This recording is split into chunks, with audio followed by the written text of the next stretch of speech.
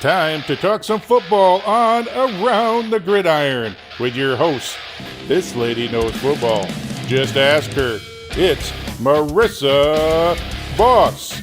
Last but not least, once this guy starts talking about football, it's hard to stop him. Brock Baker. Now here they are with Around the Gridiron. What's up, guys, and welcome to another episode of Around the Gridiron.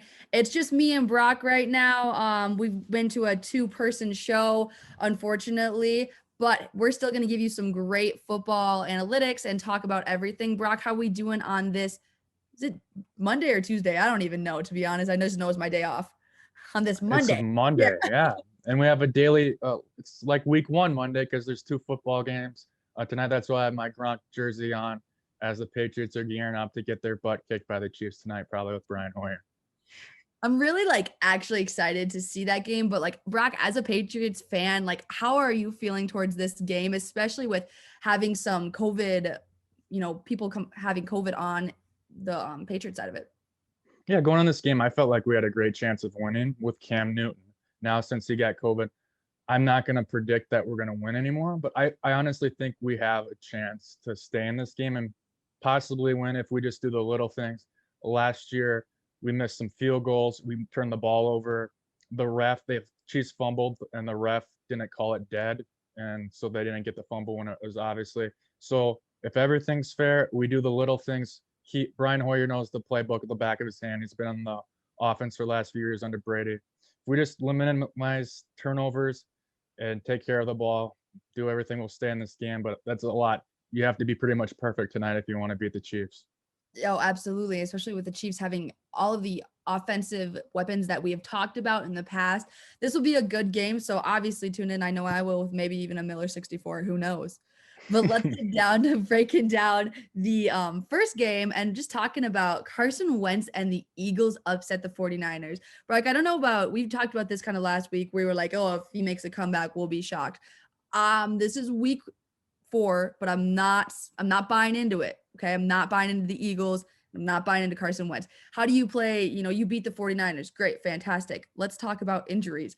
D Ford, Jimmy Garoppolo, George Kittle, Jordan Reed, Greenlaw, 4 more. They're just, and McKinnon is playing, but he's also still questionable from time to time. So these injuries are riddled. How do you feel about this game, Brock? Are you super buying in?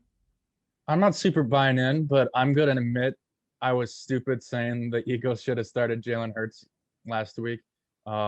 He actually had he fumbled the ball on the second read option he had and took the Eagles out of field goal position, but then Carson Wentz redeemed him and made a hell of a throw and got that touchdown down the sideline. I don't even know the receiver for the Eagles because that's the problem. The Eagles don't have any no-name receivers, but Wentz got it done. I'm a little nervous that I might be drafting Carson Wentz in the first round next year with the bet we had last week if they won the division because of the Cowboys' struggles. However, I do agree. The 49ers did not play good. Jimmy Garoppolo was out. If you watch the first drive, the 2nd and 10, the fullback was wide open on a play action that could have gone a long ways, and Mullins overthrew him, and then he just made some stupid decisions throughout the game. So I'm not totally going to buy in on any NFC East team. But I don't think you can rule out the Eagles now in that division after everyone else losing yesterday. Well, as of right now, the Eagles are actually in the lead with a 1-2-1 record. But like I said, you've gotten NFC East is just dog crap right now. You have the Washington football team, the Giants, Cowboys, and Eagles. It's literally just like all these Spider-Man memes pointing at each other, all knowing they're trash. It's just, for me, it's not good, and I'm so surprised that you have 4 teams that are just equally as bad as they are. And the Cowboys are just so surprising to me. Every single week, I think that they can pull it out because of the components they have, and every single week, they don't show up. I'm actually genuinely confused by this Cowboys team because on the looks of it, if you look at their roster, their statistics, everyone they have, they should be at least making it 500, and they're just not. And if it wasn't for Greg Zuerlein's windmill type onside kick and the 50-yard field goal to come back in that amazing comeback against the Falcons, they could be 0-4 right now. So definitely Cowboys fans aren't confident, but you as a Vikings fan, you got to be wishing you're in this division. You'd be right in there. with Oh my, this NFC East team. So you just gotta, if you're in the NFC East, you're kind of lucky though too, because you might be into the division race in December, even if you only have 4 wins. exactly. That's the big thing I think with like any team right now. They're looking. They're like, look at like even the NFC North. You've got us, Packers, Lions, Bears. This is still pretty competitive. And even so, I know the Packers are doing really good right now, but that's pretty competitive. I wish we were in this NFC East. We would still be 1-3, but at least maybe there might be a chance because I think maybe going up, the Vikings could take either one of these teams and beat them in the end. But I want to talk about that pick 6 from Alex Singleton. Oh my gosh, arguably a turning point in this game. That was amazing. I kept replaying it and replaying it over and over again. Such a good play by him. I think that was the point where it's like, okay, all right, Eagles might win this. Would you Yeah, agree or would you disagree? I agree. I think Nate Mullins had a great impact on that play. Just couldn't put it any better for Alex Singleton to intercept that. So you gotta give him a little bit of credit too. But the play that Singleton made great was at the end. I'm against Miles Sanders and fantasy football. There was the quarterback and a running back right with him at the 5-yard line. I thought he was going to get tackled, but he still roams in the end zone without getting his knee down. So finishing the play, a lot of people on defense get that pick 6, but only a few can take it all the way to the house. So I was really appreciated that Alex Singleton got in the end zone, so I didn't have to worry about Miles Sanders beating me. Yeah, absolutely. So you mentioned the Vikings. Obviously, I'm wearing my full Vikings. I think we're going to try to make this thing a pod where we wear some different teams. We have them or our own teams to represent. Back when Houston and we were all talking and doing the pod, I was like the only one. I'm like, I think my Vikings will take it. I think my Vikings will do it. And even if you look at the show that Randy Moss is on, they all predicted the Texans, and he was the sole person that predicted the Vikings to win. And I think a lot of people didn't expect this, but I knew there had to be a turning point for the Vikings. It just has to be. They are starting to gain momentum in some ways. And yes, I know their defense is just not good. They've got too many injuries, everything, but their offense is looking really good. Let's talk about Cook, Jefferson, and Thielen. Vikings had a pair of 100-yard receivers, a 100-yard rusher in the same game for the first time since 2000. That's insane, especially with, if you look at the years in the past, how good they have been, when they had Diggs and they had Thielen and they had Cook and they had Madison and they had, even Boone, and they had all of these components to still show up in this game and say, yeah, we just broke a record is crazy to me. What were you thinking going through that game and watching it? If you watched it. Yeah, I was worried the Vikings were gonna blow it at the end. I hate saying that, but No, they have okay. Minnesota sports. You never know. Will Fuller, that touchdown at the end, I wanted him to catch that. They overturned it because I have him in fantasy. I thought that was crazy. I think they made the right call. But if they would have got that 2-point conversion, that'd have been really interesting. But you hit the nail right on the head with Jefferson, Cook, and Thielen. The Vikings are just laughing in Eagles' faces or thanking them that they took Jalen Reagor over Justin Jefferson. Justin Jefferson was Pro Football's Focus #1 receiver this week. And then last week, he had 175 yards and a touchdown. This guy's the real deal. We'll talk here. You get our takes at the end when we play Would You Rather, which player would you take? And we'll tell you if we would take Justin Jefferson or CeeDee Lamb, 2 of the best rookie receivers there. But right now for the Vikings, they got to like what Kirk Cousins has built around him. And then Allen Thielen was the second-ranked football receiver this week from Pro Football Focus, and Cook was the #1 running back. So literally the 3 best skilled positions was on the Vikings this week. They have the talent at the skill positions. Kirk Cousins just has to stay consistent, and that's a big key word for Cousins. He hasn't been consistent throughout his whole career. But if the offensive line just plays average and Cousins can play with little more than a game manager, just be consistent. The Vikings, again, 7 teams make the postseason now this year. The Vikings are not out of the playoff contention yet. I know a lot of people are mad that they're not going to probably get Trevor Lawrence, but this team is very skilled. You hope Danielle Hunter does come back this year, but I'm not counting out the Vikings now. They gave me a little bit of hope of playing the Titans tough and now beating the Texans.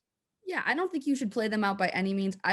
The one thing I will say about this that scares me is obviously their young defense, but the fact that their defense is so young that they get gassed by the fourth quarter and they can't keep up and they make, plays that, wrong reads. You've got, I can't remember who watched them through to the end zone to kind of get it a closer game.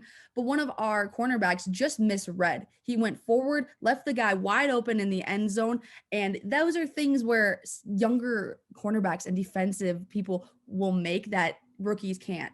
And they'll get gassed and they'll make these timely mistakes that you can't do in the fourth quarter. But you've seen us, week 3, 4, and they're making the same mistake in the fourth quarter and letting teams get too close when they build a lead. So I think that will be the biggest downfall of us if, for some reason we don't make the postseason or we just keep losing, is because of that. If we don't get Hunter back in the next couple of weeks, that's also going to hit us really hard.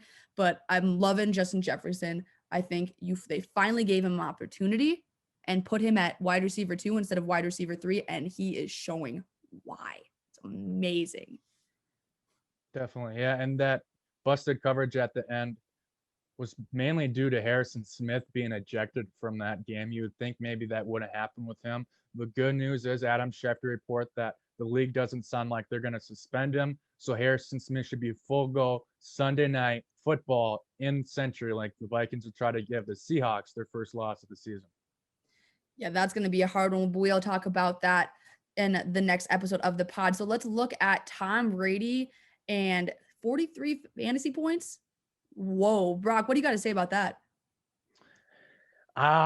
It kind of eats you up when you don't know what to do with the Kansas City Chiefs situation in fantasy football. I had Patrick Mahomes in this league.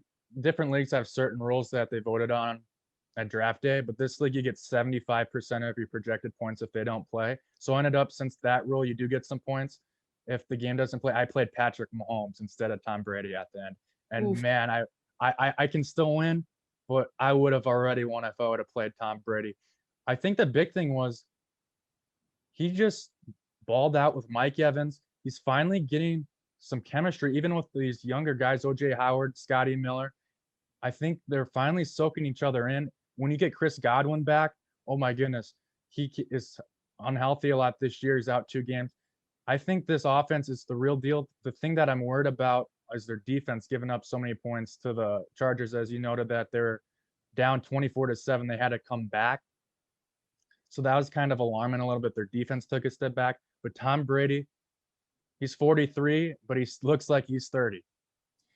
No, Tom Brady's looking good. He threw 5 touchdown passes to 5 different receivers, which is really hard, but you can tell that that is a veteran quarterback. And to bring that, especially when LA isn't a bad team, right? I wouldn't say they're a great team, but they're not a bad team. So to have the Bucs, who've been struggling recently, to come back and show, hey, I'm Tom Brady. Like, I can do this. Like, you saw what I can do with the Patriots, because he's had a little bit of an identity crisis with the Bucs. But I think this has finally showed that he's looking really good, and you shouldn't put Tom Brady out of this. I'm not sure. I'm going to, I think we have him in a would you rather in down there. I'm not sure if we do. Yeah. So you'll see my takes on Tom Brady, if I'm going to take him or not. But he's looking pretty good. And I don't know. Do you have faith in this Bucs team is what I'm going to ask you, because yeah, I had them winning the division at the start. Like you said, they haven't been playing the greatest. They've won the last 2 games, but their offense was inconsistent. Some drives they just go down the field, and some drives they just look not in line. Brady didn't have good communication with the receivers. There's busted routes, wrong routes, interceptions like that. This week they finally, after the first quarter, came all together and everything worked perfectly. And I think you're going to see that more as the season goes on. Brady's going to just keep getting more comfortable with his team. So yes, I do like the Buccaneers still winning this division. And making it hard for the likes of the Seattle Seahawks and the Green Bay Packers to win the NFC. But I think they're right in that conversation. they have to be. And I think that people were just really worried about Tom Brady and meshing with this team. But we also have to remember it's Tom Brady. Like, there's a reason why everyone's bringing it up in GOAT conversations. Like, I'm not a huge Tom Brady fan, but I don't think it's because I'm not a huge Patriots fan either. But I've still got to, you got to talk about where skill is and what is good. White is white, black is black. Tom Brady is good. Fact of the matter, you put him in anywhere, he'll probably make the situation the best. Is he going to bring the team to the Super Bowl? Who knows? I don't know.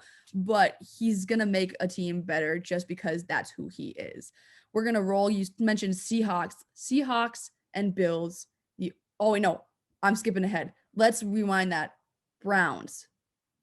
Can we finally believe in the Browns? Right now, they are looking like no other team that I have seen from the Browns recently. I actually have a cousin out in Rapid City, big Browns fan, and he said, "Yeah, what do we think about the Browns? I'm super happy for my team, but I know who they are. Like I know what they're doing." So for me, I think about you can talk about how crazy this game is from start to finish. I thought the Cowboys were going to come back. Like I honestly was watching this after it, so it went from the Vikings game to this game, and I was sitting there like, "What?" Like, and you could tell the announcers, like you could tell they were just flabbergasted and appalled and like, what is going on by this game? What did you think though? Let's not even mention Odell's catch just yet. When the Cowboys were coming back, did you think that they were going to take that momentum and take it to the house? Yeah, they 'Cause got it back to what, 41-38, or there's just yeah, one possession, just crazy. After watching them come back against the Falcons, I thought they had a decent chance to come back, definitely before OBJ did that amazing reverse run for a touchdown.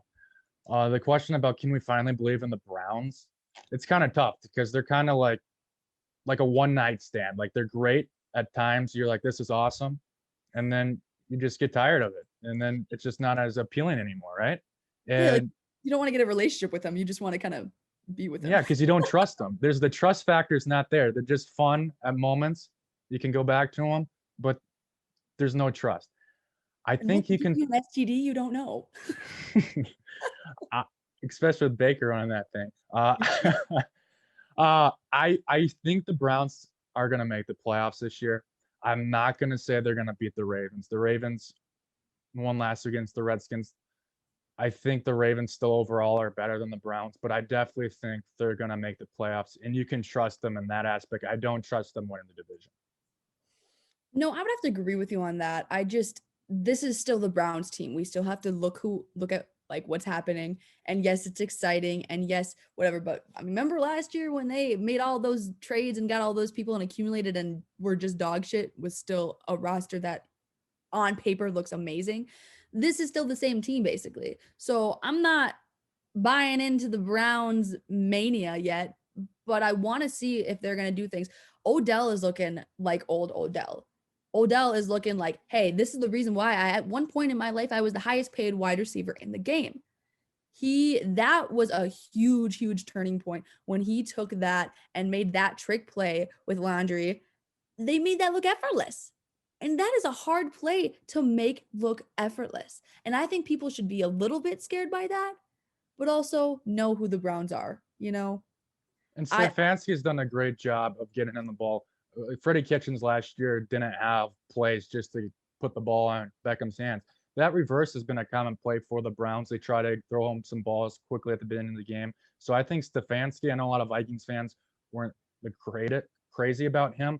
You just got to respect, though, while he's with the Browns, he's putting the ball into Chubb and Hunt's hands a lot, but as also OBJ, he knows to give the balls to his stars and let them make the plays instead of Baker trying to figure things out himself. Yeah, I don't think you can let Baker do that because as good as a quarterback as he was at Oklahoma, this ain't Oklahoma, baby. And we've shown that and we've seen that. So I think that you need to give it to your, people that the veterans there. You need to give it to your superstars and your all-stars because you're not a Russell Wilson, Baker Mayfield. You're not that kind of person. You're not a Cam Newton. You need to know that you can try to make those plays, but you've got big linemen coming at you and you've got all of these people and you're not looking like it. I mean, Odell had 54 yards and 3 touchdowns. Like, give the man the ball. You got Chubb. Like, give the man the ball. They're hungry. Chubb So, went on the IR. That's going to be tough. But did yeah, he they still have plenty of actually? weapons. Yeah, he hurt his knee, MCL sprain. I don't think it's a torn MCL, so he should be back Yeah. hopefully by the end stretch of the season. So that's good news. But yeah, it does look like Nick Chubb is going to miss a little bit of time, and he will miss the next matchup at home against the Colts this upcoming year, which will be a fun game definitely to watch with those two teams kind of struggling last year. But this year, that looks like to be a really intriguing matchup with 2 3-1 teams. Yeah, especially I didn't know that's going to be a big game changer for the Browns then. If I whatever I said before, now I'm definitely buying in, and I don't know if we can believe in them because Nick Chubb was that hurts him. That hurts him hard. Well, let's talk Definitely. about definitely looking at teams that are perfect right now, as I was gonna go before I messed up a little bit. But Seahawks and Bills are the only 4-0 team right now. Obviously, Chiefs and Packers and all of them play tonight. Um, this I want to ask: are you shocked by this? Because I'm not. I'm gonna let everyone know right now. I am not shocked that the Seahawks and the Bills are 4-0 as of right now. Doesn't surprise me one bit. What do you think? I'm a little surprised. I don't really predict many teams to go 4-0 right away. That's kind of a tough feat to do. I thought the Seahawks could have maybe stumbled to the Falcons right away. So I can't lie to you and think I thought they're both going to start 4-0. I didn't. I'm more surprised with the Bills, even though the Bills had an easier schedule. You just don't think of the Bills being 4-0. But these quarterbacks on these two teams might be the best quarterback in the conference right now. Josh Allen and Patrick Mahomes. Patrick Mahomes is undefeated. It's pretty much between those two quarterbacks, and they're amazing. They said that they're supposed to have a throwing party to see who can throw the ball the farthest. I don't know who I would take in that because Josh Allen has a huge arm as well. People just don't know the Bills that much to notarize Josh Allen, and he can make big plays with his feet as well. They're two really exciting quarterbacks, and the receiving core is actually heating up a little bit. Tyler Lockett, one of the most underrated receivers according to DK Metcalf. My love about DK Metcalf. I think he can be a top 5 receiver. You got Greg Olsen now from the Panthers, who's a shell of himself, but he's still a productive tight end. And now the Bills. Cole Beasley looks amazing, hair bun and everything. He made up. Did you see that touchdown yesterday when it went up and got like spinned in the air, but he hung on still? Stephon Diggs, your boy, amazing this year so far, and John Brown, who's been a consistent receiver. All of a sudden, that these quarterbacks have a little better receiving core, and I think that's why they're very, very good, and their offenses are just lighting up. I'm not a big person to like follow like a receiver or player teams. Like if you're on my team, you're not on my team. But I just have such a big heart and love for Diggs that I might get like just even a t-shirt of him. I think I love what he's doing, and I've always loved what he did for the Vikings, but he looks like the old Diggs, right? Like last year, he struggled when Thielen wasn't out. We could tell something was wrong. He was pushing back. This is where he needs to be right now. I think he needs to be at the Buffalo Bills. As much as I would love for him to be a part of the Jefferson and Thielen and Cook, I think that he's doing really well. And I think that he's probably thinking, well, shit, Vikings are 1-3. I'm 4-0. Let's go, baby. I think I had a lot of people say Buffalo Bills, Diggs is going to go there. That's where careers go to die. Yeah, y'all are biting your tongue, aren't you? Because they don't look like they're going to die. Yeah, and Kirk Cousins has a heart for Adam Thielen, right? I think that was the big deal with Diggs, that he just felt like he wasn't as important as Thielen to Cousins. Well, with Josh Allen of throwing the deep ball a ton, and with Diggs being a great route runner, getting open down the field, and also you got to think these receiving core is up and coming, but it's so much easier to be a receiver when you have also Josh Allen that can escape the pocket and buy the receiver more time to get open and maybe try their second route. That also helps. And as you can see, mobile quarterbacks has kind of taken over the league. Tom Brady's Tom Brady, right? Drew Brees is Drew Brees. You still have some pocket passers, but really the big guns right now are the mobile quarterback that can definitely throw that deep ball. I mean, yeah, you got to look at it. You got to look at Lamar, even Teddy. You got to look at Cam Newton and Russell and Kyler Murray. I mean, these are all combination running backs, not running backs, combination runners for quarterbacks. And I think that you hit that on the head, Brock. That is absolutely 100% true.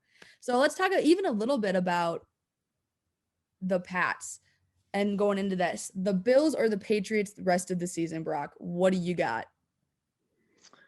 Right now, it's hard to pick against the Bills. The thing is, though, the Patriots do match up pretty well with the Bills. As they said, the Bills are very good at passing the football, good receivers. The Patriots might have the best secondary. But Devin Singletary is a lot better running back than people think. People thought maybe Zach Moss would take him over as running back, the rookie. because Singletary had some fumbling problems. He hasn't had that many problems this year fumbling a football, and he looks explosive. Right now, you think the Patriots are going to lose tonight, go 2-2. It won't surprise me if the Patriots somehow win the division like they have about every year in the last 20 years. But right now, I'm going to take the Bills now. I'm changing course just a little bit because Josh Allen has looked so special. No, I gotta agree with you on that one. It is always weird how the Patriots just find ways to win, and I want to know if that's just Tom Brady and his mentality, or if that's gonna happen again with Cam Newton. But for me, it's got to be the Bills. It's got to be Bills right now. They're looking so amazing. They've proved everything. I've talked about the Bills nonstop because it was weird from the beginning. I just had this feeling that I'm like, I think they're just gonna be good this year. There's nothing I can give on that. Well, now I can, but at the point I was just like, wow. But Josh Allen is looking absolutely electric. This is only the second time since 1992 that the Bills are 4-0, which should speak volumes to how good they are. And I have this. In 1992, they also made their third consecutive Super Bowl appearance. Brock, could this be foreshadowing? This hasn't happened since they were this good. Could this be a foreshadowing moment? I don't think so. It's going to be hard to beat the Lamar Jackson and Patrick Mahomes in the AFC playoffs 3 consecutive times. That's gonna be definitely difficult. I wouldn't be surprised though if they make a Super Bowl appearance at least once in the next 3 years though. That's how much I've changed course now to Josh Allen.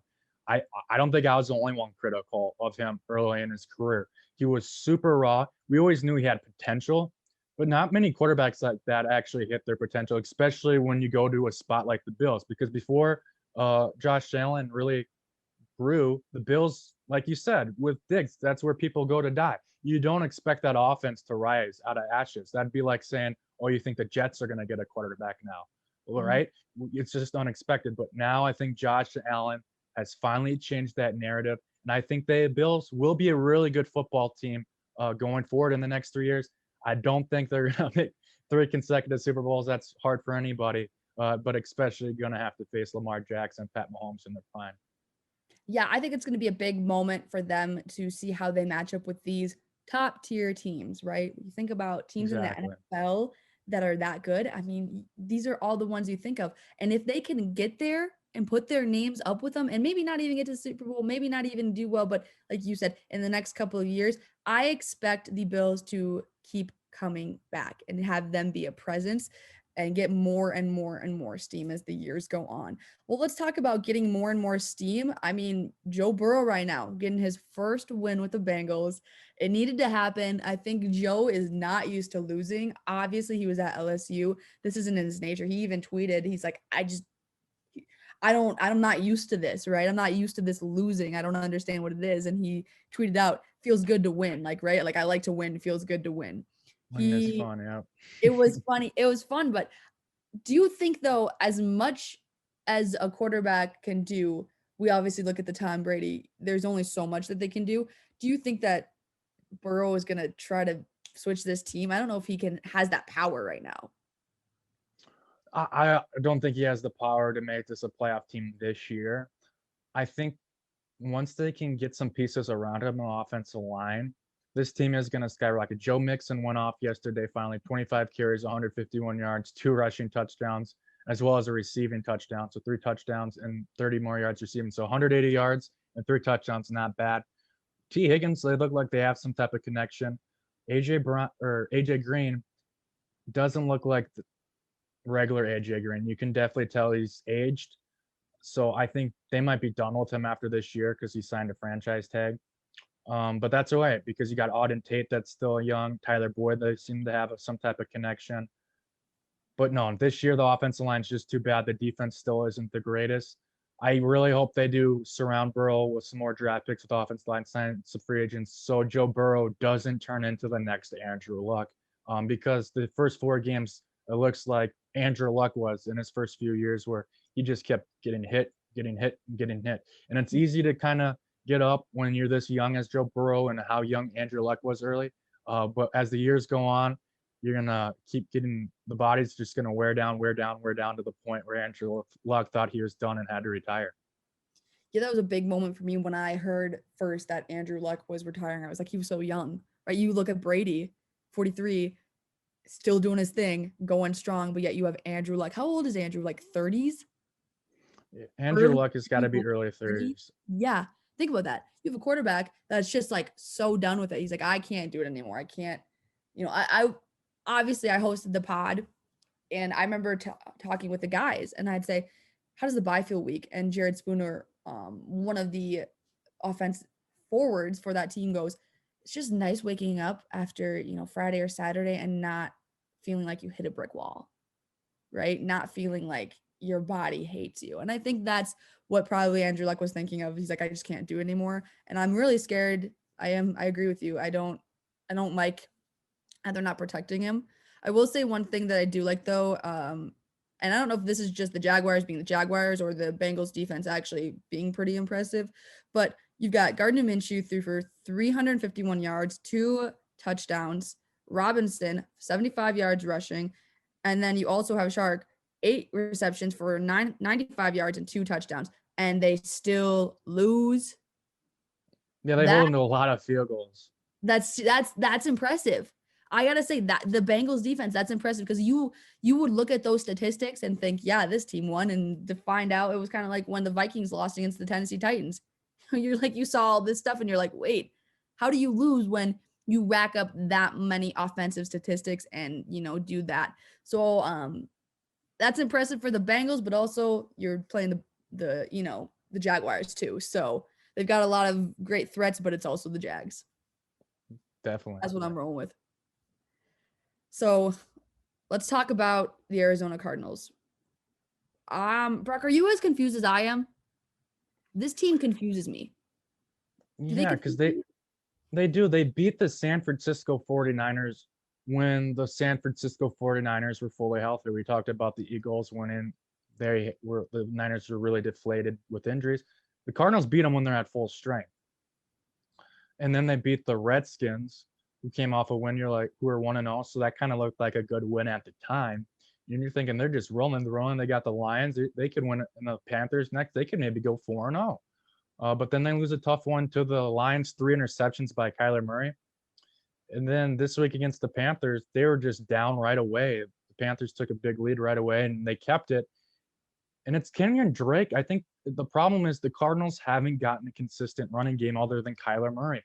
Kenyon Drake couldn't get anything going against the worst run defense in football, and that's very concerning. And the Cardinals, Kyler Murray needs a run game to be as effective with the pass, and so Hopkins can get open again. Right now, they're just selling out on the pass.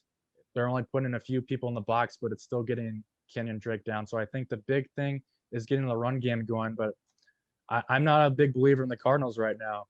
The Vikings, all of a sudden, who do you think has a better chance? I know you're kind of biased, but I almost think the Vikings have a better chance of making the playoffs now than the Cardinals, which have been crazy to say after week 2. I will say this is no bias. If we talked in week 2 and you put those two teams together, I would have chosen the Cardinals. Just the state of the matter. They were looking so good. We were talking about Kyler Murray, Black Horse, maybe MVP. We were talking about offensive player even. We were talking about awards for this guy. And now I don't want to put anything on him. There's no way. I would say as of right now, looking at these two teams side by side, I would go with the Vikings because they've got more offensive threats. The Arizona Cardinals are looking, especially with Hopkins, and they took advantage. I'm blanking. The Cardinals are struggling because Hopkins is having a bum ankle and he's not who he was. And that's what's a big thing too. So when you have a struggling running game and on top of that, you've got your top receiver not at tip top shape, that's really, really hard, especially when they did so much to get Hopkins and they're not using him and he's hurt. And now what? Like, what's our backup? Who's our backup? What do we got? You can't rely on your quarterback to be your top runner, throw the ball to the receivers, second and third strings, and not have your receivers at full health. This isn't going to work. So for me, I'm really disappointed in the Cardinals. I thought that they were going to pop off this year, maybe do something. I've always loved Larry Fitzgerald, Minnesota boy, but this team just confuses me and kind of makes me upset. The only saving grace they have right now is they get to play the New York Jets this coming week in New York. That also is a scary thing, though, especially talk about DeAndre Hopkins' ankle and how much Murray runs and the reports about that field. The Niners weren't confident in that field. You saw Darnold go down. That was more for the different type of hit, not much on the field. But you've seen Jordan Reed. I really hope the field holds up for DeAndre Hopkins with that bum ankle, and the Cardinals can get things going. Because if you lose to the Jets, then your season's over with. Oh, dude, you might as well pack it in. If you lose to the Jets, if I ever looked at my Vikings teams and someone says, and we lost to the Jets and be like, hey, how's that loss? I wouldn't burn my jersey. I wouldn't do anything, but I would not touch it. I wouldn't look at it for a long while. I would just let it sit there and know that you know what I mean? Because you can't lose to the Jets and then consider yourself like a team, like a good football team, because they're the worst team in the NFL, hands down. Just a garbage fire. So let's talk about going from bad to good. We're going to talk about waiver wire targets. Brock, I'm going to let you take this one. Go for it. Who are your targets? Who do you think people should pick up? Waiver wire targets this week again is kind of a bum week. It's kind of hard as there wasn't many injuries or someone going off that was available on the waiver wire. The one injury that does really open up a superstar possibly is Rob Gronkowski. OJ Howard tore his Achilles, so he's out for the season. Therefore, I think Gronk's going to be the main guy now. He's owned it in 57% of leagues in Yahoo, so 50-50 he's available. If he's available in a tight end position that's really difficult to gauge after Kittle, Kelsey, and Andrews, he could be a top 5 tight end the rest of the way. So pick up Rob Gronkowski if he's still available. Another guy that's owned about 50% of leagues is Josh Kelly.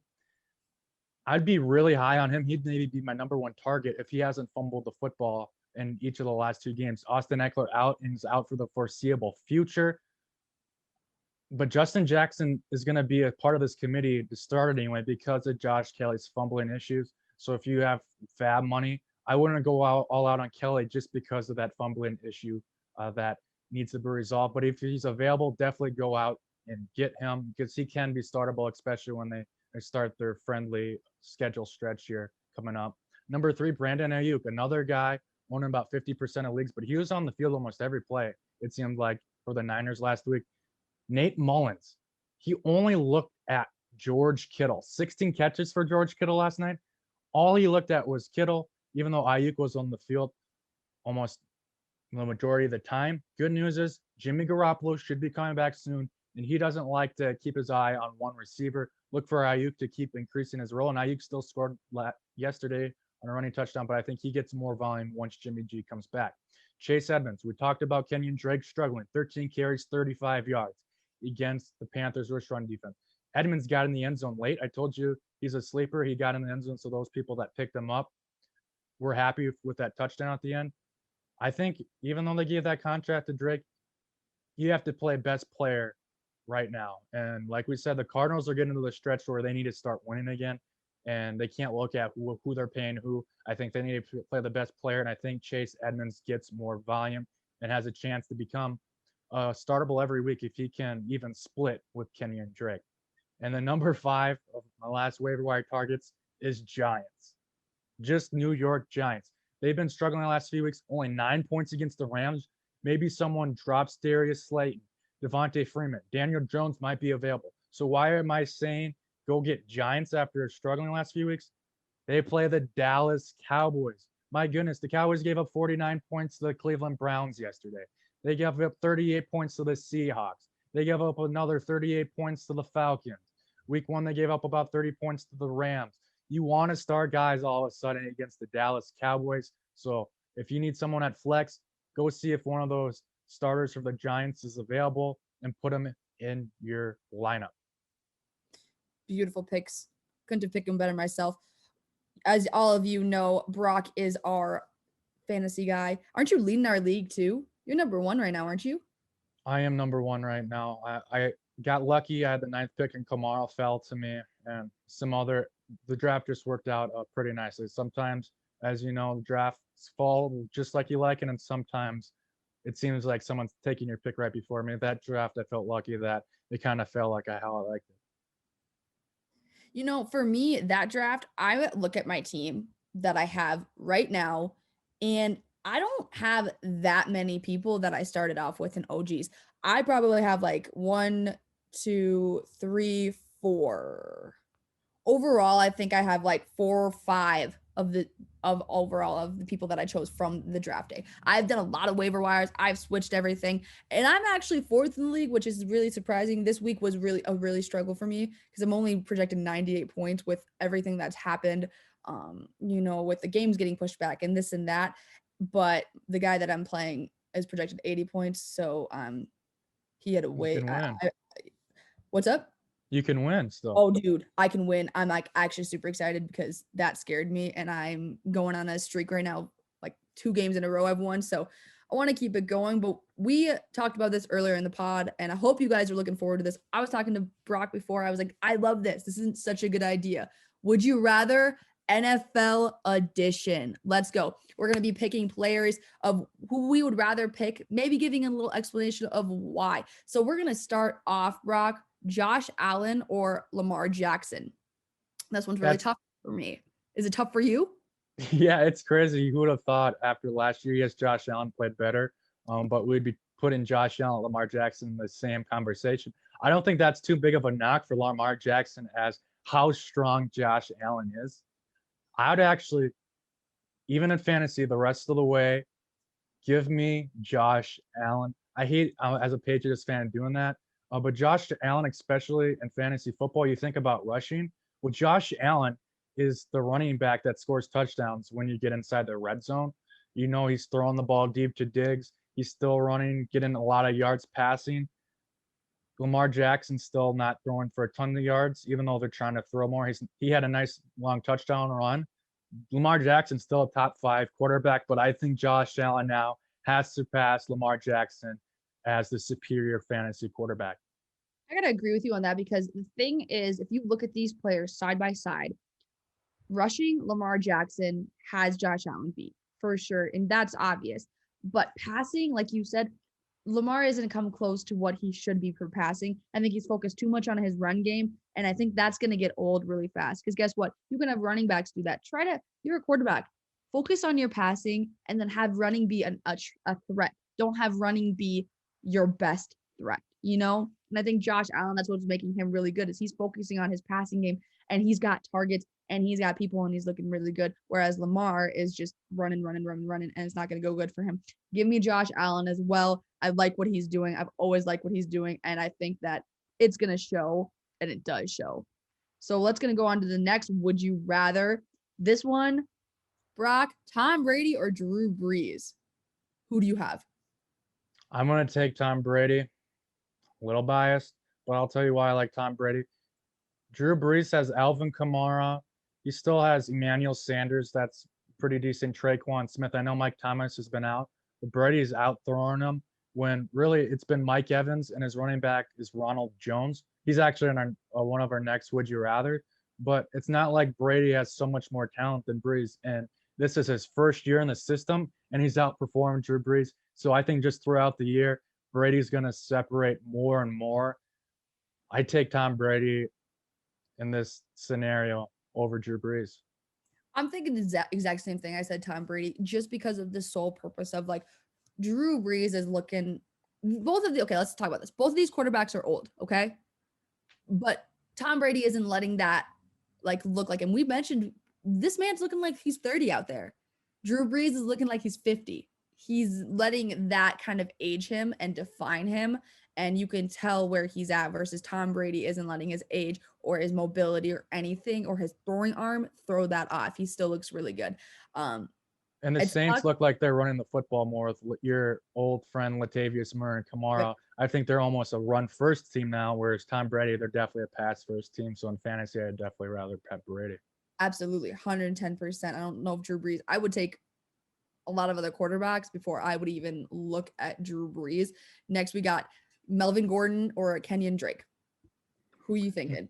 I thought this was an interesting one to put out there, as Kenyon Drake was drafted at the end of the first round or beginning of the second, while Melvin Gordon was drafted maybe in the 4th. I think I got him in our draft somehow like in the 6th round. Yep.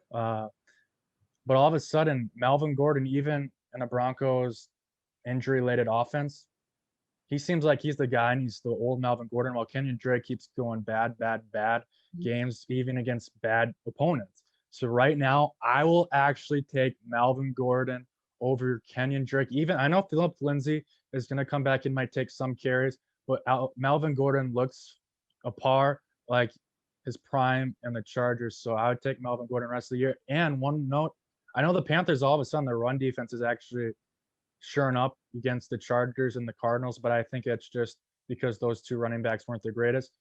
Melvin Gordon, week 14 in your first week of fantasy playoffs, get those Panthers. So you definitely want him for your opening round week of the playoffs if you're looking ahead. No, absolutely. And if you look at these players side by side, fantasy points, Melvin Gordon has a season total of 54.6 versus Drake, who has 33.4. Average game for Drake is 88.4 versus Melvin Gordon, which is 13.7. This is big, guys. On the other side, fantasy points, Drake has average projections of 13.4, and he's not meeting that at all. And so I think that you got to go Melvin Gordon on this just from those statistics. And even especially, it's like the biggest thing is if your average projections, whatever, but if you don't meet that every single game, that speaks volumes to who you need to pick up. If he's not stunting out, and obviously no fantasy, you're going to start him and he's not going to do good. You're going to bench him. He's going to do good. That's just how fantasy works. Trust me. But I gotta agree with our fantasy guru over here, Brock. Let's go on another one. It's the nicest thing you've ever said about it. I know. I'm so nice right now. He's smiling, guys. He's so happy that I said that. I'm gonna label that now every time. Be like, "What's up, guys? It's Marissa Voss with Around the Gridiron and fantasy guru Brock Aker. How's it going?" That's gonna be our new intro. Let's go to another one. Ronald Jones, Jerick McKinnon. I'm gonna take Jerick McKinnon on this one because I have him on my fantasy. I picked him up from a waiver and I wasn't thinking anything of it. I was just needing that extra running back. And I thought, oh yeah, Viking boy, this man did it for us. Okay, I'll put my faith in him. He's doing really well right now. He's getting me a lot of points and he's going over his projections. He's always projected 14, 13, 12. And this week he got 15.70, especially even with 49ers not doing so hot, he's still stunning out and he's still going. So I would take him, and he's 16 right now for running backs for fantasy. So that's just because I have him and I think that he is a very good source to get. Yeah, I think the reason why I brought this question is because I think maybe viewers of rest of the season as Jerick McKinnon, we don't know what his role is going to be once Raheem Mostert, who sounds like he's going to be back soon, or when Tevin Coleman comes back as well. But that's the same thing on the Bucs. You can say, well, Fournette was out this week. I know Ronald Jones had over 100 yards rushing and had a good 20 carries to show for. So that's what makes it tough. I'm actually going to take Ronald Jones. He's actually looked at par this year finally after struggling his first couple of seasons. Fournette, he's always banged up, right? I think Mostert, when he comes back, I think Jerick McKinnon's going to have a role, and he still may be startable. But rest of the season outlook, I actually like Ronald Jones a little bit better. But if you have Jerick McKinnon if you want to send that for Ronald Jones, I think that might be smart right now. But with how long ever Raheem Mostert's out, though, I think Jerick McKinnon's a top 20 option right now. But for rest of the season, I'm going to take Ronald Jones just because I think he might outduel Fournette now. And against that high-powered Tom Brady-led offense, I think he has more upside for the rest of the season. Yeah, for sure. I think the next one is actually really interesting to me that you would put this in there, AJ Brown or Will Fuller. You gotta go. You gotta go Fuller, right? Like, I think anyways. What do you think? This is a different, it's kind of like the Kenyon Drake and Melvin Gordon. AJ Brown was drafted maybe in your third or fourth round. Well, Will Fuller was drafted maybe in the 8th or 9th round, but all of a sudden they're in the same conversation because AJ Brown left in the first week and hasn't played, but he's expected to be back in week 5, which is this upcoming week. If COVID, I hope they come back to Titans finally today, as of Monday. It was the first day, no more positives. So hopefully they can still get that game in against the Bills. But AJ Brown looked to be maybe a top 10 receiver, though they're all miss with DK Metcalf. Will Fuller is a little too inconsistent for me. If you take away that long touchdown catch, like you said, the broken coverage against the Vikings, He didn't have a great day. He's always injury riddled as well, as you saw against the Ravens week 2. If you can get AJ Brown for Will Fuller now, this is the time to strike. That's what I like. Sell when your players are at the highest peak. And right now, Will Fuller coming off that 100 yards, 1 touchdown game the week before he scored. Try to trade Will Fuller. That's what I guess I'm saying if you have him, because he's just a little too inconsistent for me. But if you do need upside, like Marissa, you like Will Fuller. If you need upside, Will Fuller has more upside. But I think AJ Brown actually could be a top 10 receiver the rest of the year. And all of a sudden, you could be getting a 3rd round pick by trading your 9th round pick because right now Will Fuller's value is so high. Yeah, I honestly don't have much to say on this one. So you took the cake on that. We're gonna go to the one where I have a lot to say. CD Lamb or Justin Jefferson. Obviously, everyone knows how I feel about my boy Justin Jefferson. CD Lamb though is doing really good. That's why this is a really good pick, Brock, and a really good who would you rather, because both of these, wide receivers are doing so good right now for being rookies, which is kind of hard because sometimes you wouldn't think rookies would do so well in this league and they have a hard time adapting. No, these two are very much going really well. Obviously, CD Lamb is with Cowboys and they're struggling, but Justin Jefferson's with the Vikings and they're looking a little more up. I'm going to take Justin Jefferson. The last 2 games, this man looks amazing. And guess what? He is showing his confidence and he's showing that I can be here. And the first game I played, I took a hit and that kind of woke me up, but I'm here and I can take anything and I can run these routes. He is an amazing route runner and he's just agile on his feet. He can break the tackles and he can do whatever. And the catches he makes, chef's kiss. I got to go Jefferson. What are you thinking?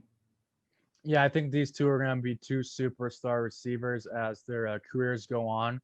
Right now, just because I think the Cowboys, even though they have Ezekiel Elliott, because they're behind in so many games, they're turning into a pass-first offense. CeeDee Lamb, 5 catches or more in each and every game he's played. I like his volume. He finally got in the end zone twice last week. I think just because of that offense, is a little more consistent than Kirk Cousins. I'm going to take CeeDee Lamb this year as the better receiver here rest of the season, but Justin Jefferson looks really good as the clear-cut number 2 rookie. But I still think CeeDee Lamb has some special skills. The more they get him involved, the more he gets into the offense and more with Dak Prescott. Because, again, CeeDee Lamb sometimes gets benched for Cedric Wilson. When he gets even more of the percentage of snaps, he's just going to keep increasing. Justin Jefferson, he's finally getting all the snaps the last 2 weeks. I think Lamb still has a jump where I think Justin Jefferson now, they're both very consistent, but I think CeeDee Lamb still has some untapped potential as Justin Jefferson. Well, I guess he can't really do more than he has the last 2 weeks when he's gotten 100 each time. No, there's not much more you can do, but I think that they need to give CeeDee Lamb that chance. And once they do, just like they did for Jefferson, once they gave Jefferson that chance, they didn't regret it. I think the same thing needs to happen for CeeDee Lamb is once you give him that shot, he's going to let you know that he's there and a force to be reckoned with. So this pick, it's a close one for me, but I got to do it. So last one, Rob Gronkowski or Zach Ertz. You mentioned, obviously, Rob taking into that starting spot, and then rolling with it. I haven't been too impressed with Gronk, but that's because he hasn't had an opportunity. I'm still going to go with Zach Ertz, though, personally. I feel like I already know where you're going with this question, but what do you got? Oh, Rob Gronkowski is back. The Gronk spikes are going to be happening in full force. I like Zach Ertz again. If you saw the Niners took Zach Ertz out because there's no more weapons. The Buccaneers still have Mike Evans to take some coverage off him. I think Rob Gronkowski is going to be like old Rob Gronkowski, and he's going to ball out. Do you still have him on your fantasy team? I know you drafted him, so did you keep him? Yeah, see, I was going to have him, but then he wasn't doing anything, so I actually did a waiver wiring and picked up someone else instead, which I feel like I might bite me in the ass.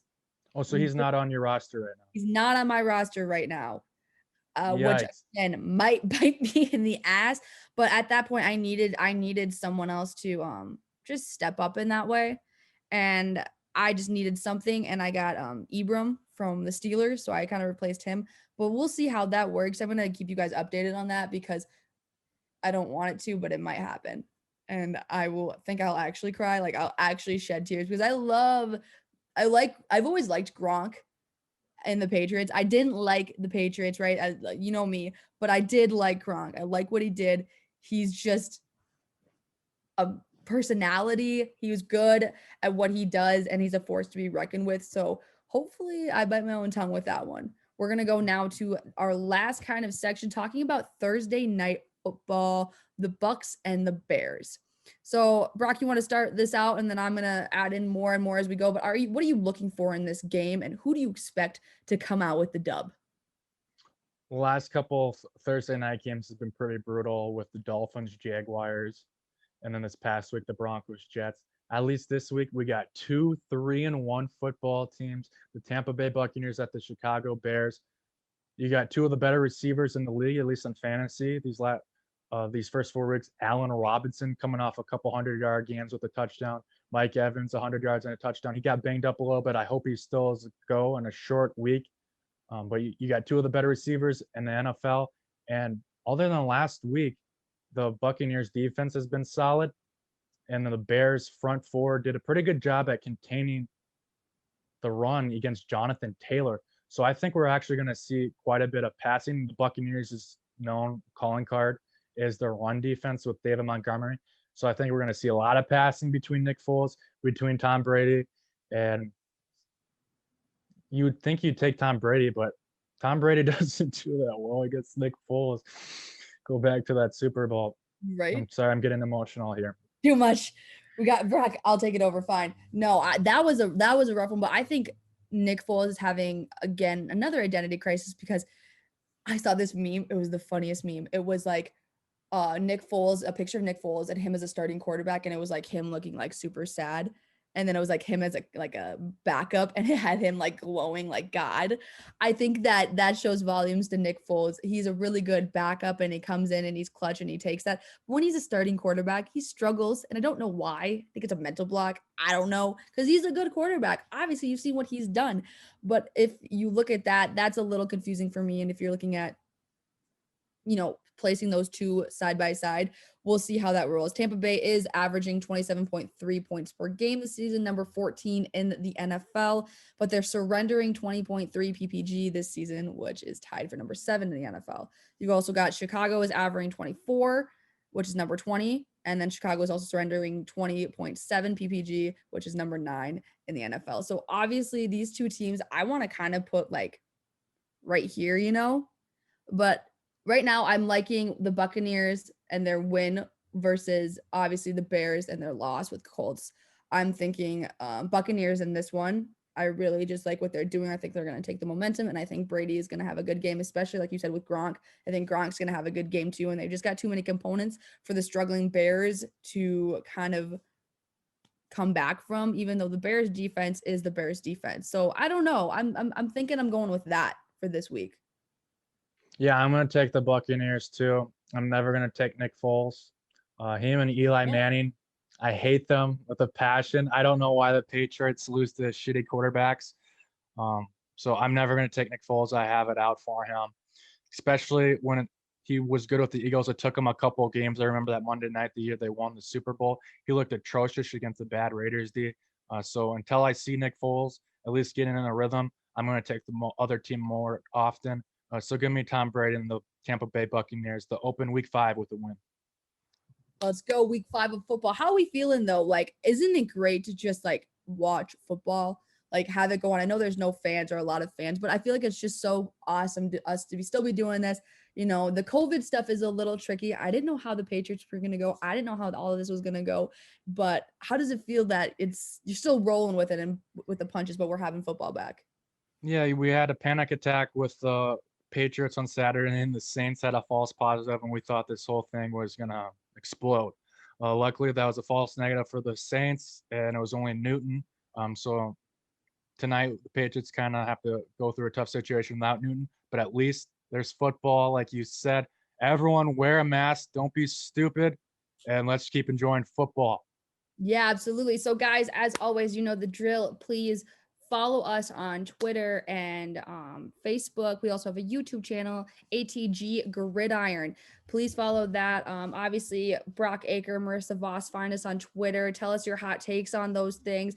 listen in as always. We're on, isn't it Spotify, Anchor, all these other things. Tune into those. We'll put the links in our social media so you can be caught up with us. We're really excited about this episodes to come, and we will see you this week in our next episode to kind of preview week 5. So that's all from us. See you guys.